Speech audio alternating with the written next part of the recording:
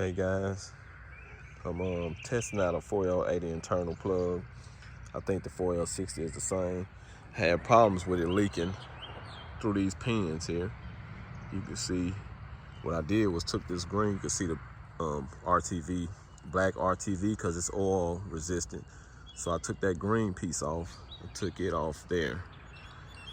And I pulled it out of there. And what I did was, I took that RTV and I put it down inside this hole in here to where to be on the other side of these pins here. And I pushed this clip back on tight. You see how tight it is with no gap, because at first it had a little gap between that green piece and the gray piece there. So now I got it fully flushed in, and I let it sit for, I think, 2 days. I think I did this Thursday or Friday. Today's Sunday, Palm Sunday. So I'm gonna come back, I'm gonna go run to the store and get another gasket, and I'm gonna come back and check. I put another O-ring on there, and I'm gonna come back and check and see if anything is leaking through there. So that'll be in about an hour. I think it's about 10:40 a.m. So right now, I don't see any evidence or any leaking, and this thing is gonna be submerged inside the transmission in fluid. So I'm gonna come back and I'm gonna see how that works, and I'm gonna set that here. I'm gonna get a piece of paper towel. Let me see, I can probably leave that right there. Let me see. And it'll still show if it is